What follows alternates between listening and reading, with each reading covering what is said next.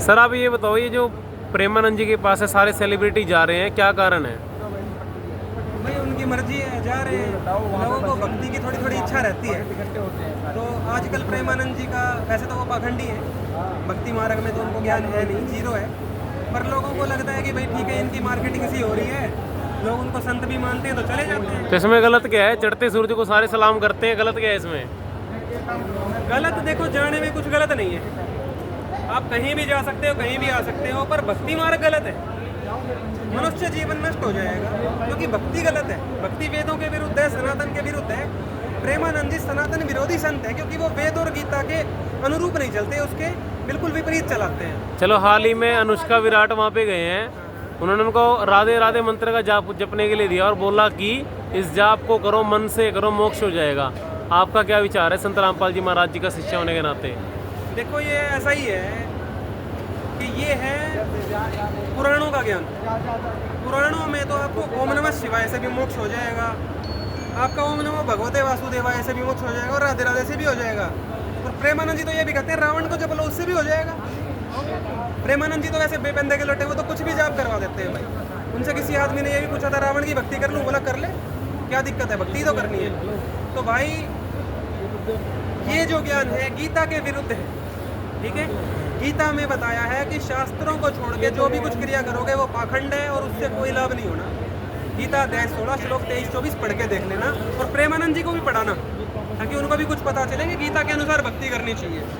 प्रेमानंद जी के लिए एक मैसेज क्या देना चाहोगे आप? प्रेमानंद जी के लिए मैसेज ये है कि महाराज जी आपका स्वभाव बहुत अच्छा है, हमें भी सीखने को मिलता है उससे। परंतु जो गलत भक्ति मार्ग में आप फंस गए हैं, आपने राधा जी को भगवान मान लिया है, तो राधा जी भगवान नहीं है। आप वेदों को देखो, गीता को देखो, वेदों में प्रमाण है कबीर साहब भगवान है, गीता में प्रमाण है कबीर साहब भगवान है, कुरान, बाइबल, गुरु ग्रंथ साहिब और जो संत आज तक भगवान को पा चुके हैं, नानक जी हुए, गरीबदास जी हुए, दादू जी हुए, उन सब ने बताया है कबीर साहब भगवान है। तो एक बार आप संत रामपाल जी महाराज जी की कोई भी पुस्तक लेके पढ़ के देखें या फिर सत्संग सुन के देखें, अपना जीवन धन्य बनाएं। ये मेरा उनसे अभी अनुरोध है क्योंकि अभी उनके सांस बाकी हैं।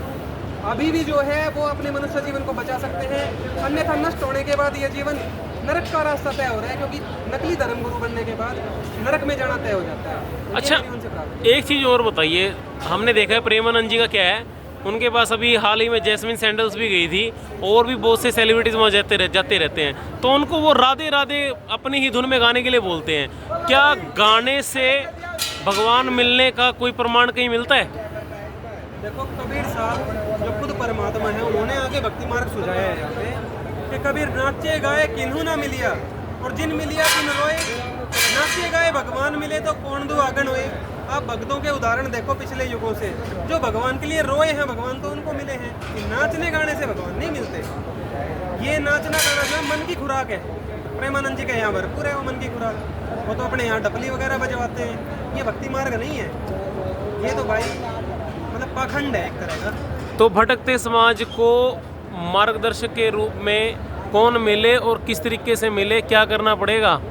मार्गदर्शक के रूप में आज परमात्मा स्वयं धरती पे आए हुए हैं। कबीर साहब आज संत रामपाल जी महाराज जी के रूप में उपस्थित हैं।